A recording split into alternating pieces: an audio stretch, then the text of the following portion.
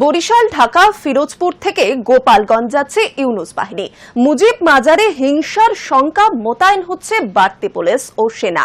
NCP, জামাত, বিএনপির উদ্দেশ্য টুঙ্গিপাড়া শেখ মুজিবের সমাধি ভেঙে ফেলা।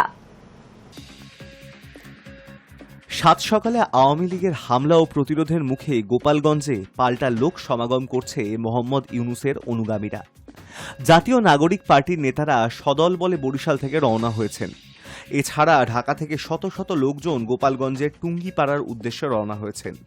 অন্যদিকে যুদ্ধাপরাধী জামাত নেতা দিলওয়ার হোসেন জাইদির পুত্র তারেক সাইদের নেতৃত্বে একদল পিরোজপুর থেকে রওনা দিয়েছে। মোতায়েন হচ্ছে বাড়তি পুলিশ ও সেনা। এনসিপি, জামাত ও বিএনপির উদ্দেশ্য টুঙ্গিপাড়ায় শেখ মুজিবের সমাধি ভেঙে ফেলা। বুধবার সকাল থেকেই অশান্তি চরমে উঠেছে। আওয়ামী লীগের প্রতিরোধের মুখে গাড়ি ছেড়ে পালায় পুলিশ। আওয়ামী লীগের সমর্থকেরা পুলিশের গাড়ি ভাঙচুরের পর সেটিতে আগুন ধরিয়ে দেয়। পুলিশ সকাল সকাল অভিযান চালিয়ে আওয়ামী লীগের সমর্থকদের লাঠিচার্জ করে সরিয়ে দিতে গেলে তুমুল প্রতিরোধের মুখে পড়তে হয়। High news network. বাংলাদেশে ভেঙে ফেলা হচ্ছে সত্যজিৎ রায়ের পৈতৃক বাড়ি। উদ্বেগ প্রকাশ করে হস্তক্ষেপের আর্জি মুখ্যমন্ত্রীর। ভিটে বাঁচানোর চেষ্টা। বাংলাদেশের ময়মনসিংহ শহরের হরিকিশোর রায় রোডের বাংলাদেশ শিশু একাডেমির বাড়িটি ভেঙে ফেলা হচ্ছে। ১.৫ শতাধিক বছর পুরনো বাড়ির মালিক প্রয়াত জমিদার হরিকিশোর রায়। তিনি ছিলেন সত্যজিৎ রায়ের ঠাকুরদা উপেন্দ্র কিশোর রায় চৌধুরীর পালক পিতা। উপেন্দ্র কিশোর দীর্ঘদিন ওই বাড়িতে বসবাস করেছেন। এ খবর প্রকাশ্যে আসতেই নড়ে চড়ে বসেছে পশ্চিমবঙ্গ সরকার। মুখ্যমন্ত্রী মমতা বন্দ্যোপাধ্যায় বিষয়টি নিয়ে উদ্বেগ প্রকাশ করে সরাসরি বাংলাদেশ সরকারের কাছে হস্তক্ষেপের আবেদন জানিয়েছেন। তার আর্জি, এমন এক ঐতিহাসিক জায়গা যার সঙ্গে বাঙালির রেনেসার আত্মিক যোগ, তাকে নষ্ট হতে দেওয়া যায় না। বহু বছর বাড়িটি বাংলাদেশ শিশু একাডেমির ময়মনসিংহ জেলার অফিস হিসেবে ব্যবহার হতো। জানা যাচ্ছে, শিশু একাডেমি বাড়িটি ভেঙে বহুতল তৈরির সিদ্ধান্ত নেয়। ইতিমধ্যেই বাড়িটির সামনের অংশের প্রায় পুরোটাই ভাঙা হয়ে গিয়েছে। বাংলাদেশ সরকারের প্রত্নতত্ত্ব বিভাগ হস্তক্ষেপ করায় ভাঙার কাজ আপাতত বন্ধ আছে জানা যাচ্ছে। বছরের পর বছর অবহেলিত অবস্থায় পড়েছিল বাড়িটি। এবার সরকার সেটিকে ঝুঁকিপূর্ণ ঘোষণা করে দেওয়ায় তা ভেঙে সেখানে আধা কংক্রিটের নতুন ভবন করার পরিকল্পনা করেছে একাডেমি। এই সিদ্ধান্তকে হৃদয় বিদারক বলে বর্ণনা করেছেন মুখ্যমন্ত্রী। মঙ্গলবার তিনি এক স্যান্ডেলে লিখেছিলেন, বাংলাদেশের ময়মনসিংহের সত্যজিৎ রায়ের ঠাকুরদার বাড়ি ভাঙা হচ্ছে। স্মৃতি বিজড়িত এই বাড়ির ধ্বংসের খবর খুবই দুঃখজনক। রায় পরিবার বাংলা সংস্কৃতির অন্যতম প্রধান ধারক ও বাহক। এরই মধ্যে ভারতের বিদেশ মন্ত্রকও বিষয়টিতে হস্তক্ষেপ করেছে। এক বিবৃতিতে জানানো হয়েছে, উপেন্দ্র কিশোরের বাড়িটি শুধু একটি স্থাপত্য নয়, এটি ভারত এবং বাংলাদেশের মিলিত সাংস্কৃতিক ঐতিহ্যের প্রতীক।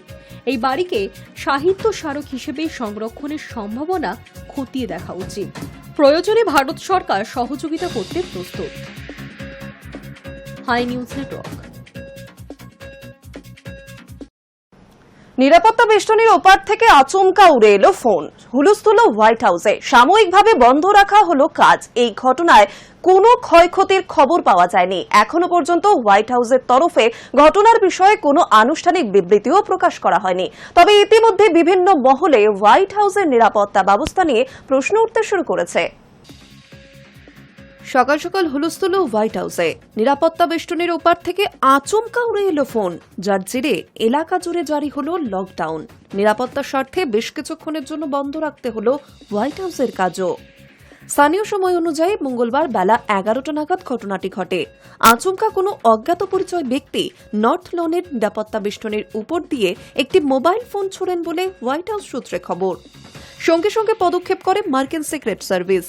গোটা এলাকায় কিছুক্ষণের জন্য লকডাউন জারি করা হয়, যার ফলে হোয়াইট হাউস প্রাঙ্গণ সম্পূর্ণ অবরুদ্ধ হয়ে পড়ে। সাময়িকভাবে যান চলাচল বন্ধ করে দেওয়া হয় পেনসিলভেনিয়া এভিনিউতেও। নিরাপত্তার কথা মাথায় রেখে উপস্থিত সাংবাদিকদেরও জেমস এস ব্র্যাডির ব্রিফিং রুমে সরিয়ে নিয়ে যাওয়া হয়। হোয়াইট হাউসের প্রেস সচিব ক্যারোলিন লেভিট পরে জানিয়েছেন, মঙ্গলবার দুপুরে হোয়াইট হাউসের কাজ চলাকালীন নিরাপত্তা বেষ্টনীর ওপার থেকে অজ্ঞাত পরিচয় এক ব্যক্তি তার নিজের ফোন হোয়াইট হাউস চত্বরে ছুঁড়ে ফেলেন। ওই ব্যক্তির খোঁজ চালানো হচ্ছে। কোন উদ্দেশ্যে ফোন ছুঁড়ে ফেলা হলো তা খতিয়ে দেখছেন গোয়েন্দারা। এই ঘটনার পর নিরাপত্তা আরও আঁটুসাঁটু করা হয়েছে। ইতিমধ্যে ওই সময়ের বেশ কয়েকটি ছবি ও ভিডিও সমাজ মাধ্যমে ছড়িয়ে পড়েছে। তাতে দেখা যাচ্ছে গোটা এলাকা ঘিরে ফেলা হয়েছে। হোয়াইট হাউসের বাইরে উদ্বিগ্ন মুখে দাঁড়িয়ে রয়েছেন আধিকারিকেরা।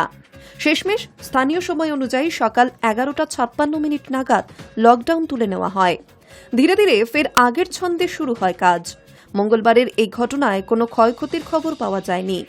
এখনো পর্যন্ত হোয়াইট হাউসের তরফে ঘটনার বিষয়ে কোনো আনুষ্ঠানিক বিবৃতিও প্রকাশ করা হয়নি। তবে ইতিমধ্যেই বিভিন্ন মহলে প্রশ্ন উঠতে শুরু করেছে হোয়াইট হাউসের নিরাপত্তা ব্যবস্থা নিয়ে। High news network.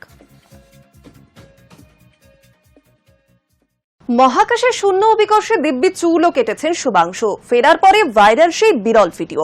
মহাকাশের বুকে একেবারে ভিন্ন অভিজ্ঞতা নিয়ে ফিরেছেন গ্রুপ ক্যাপ্টেন শুভাংশু শুক্লা।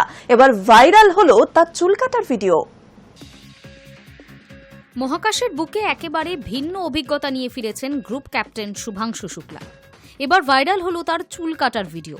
দেখা যাচ্ছে আন্তর্জাতিক মহাকাশ স্টেশনে ভেসে ভেসে মাইক্রোগ্র্যাভিটিতে আমেরিকান মহাকাশচারী নিকোল আয়ার্স শুভাংশুর চুল কাটছেন। আয়ার্স পরে মজা করে লেখেন, গত সপ্তাহান্তের ওই চুল কাটা স্মৃতি মনে পড়ছে। দীর্ঘ কোয়ারেন্টাইনের পর ওদের জন্য এটা অনেকটা স্বস্তির ছিল। আমরা মজা করে বলছিলাম, আমি যদি পৃথিবীতে ফিরে চুল কাটার ব্যবসা শুরু করি তবে ভবিষ্যৎ কেমন হবে জানি না। শুভাংশুর মহাকাশ যাত্রা বারবার স্থগিত হওয়ায় তাকে কেনেডি স্পেস সেন্টারে প্রায় 1 মাস কোয়ারেন্টাইনে থাকতে হয়। শেষে এক্সাম 4 মিশনের অংশ হয়ে 18 দিনের জন্য মহাকাশে যান তিনি। আইএসএসে তার দাড়ি গজালেও পরে তাকে ক্লিন শেভে দেখা যায়। মহাকাশে সাধারণ স্নান সম্ভব নয়, তাই মহাকাশচারীরা ব্যবহার করেন ভেজা তোয়ালে বা ওয়েট ওয়াইপস। ইউরোপীয় মহাকাশচারী থমাস পেসকেট এনডিটিভিকে বলেন, কোনো প্রবাহমান জল নেই বাথটব বা স্পা, কিন্তু আমরা পরিষ্কার থাকি কারণ মহাকাশে ধুলো ঘাম কম আর আমরা নিয়মিত নিজেকে মুছি।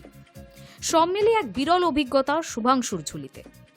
ঘণ্টায় 28,000 কিমি বেগে পৃথিবীকে প্রদক্ষিণ করার সময় মহাকাশে বসে চুল কাটা, এই স্মৃতি চিরকাল তার সঙ্গী হয়ে থাকবে। High news network.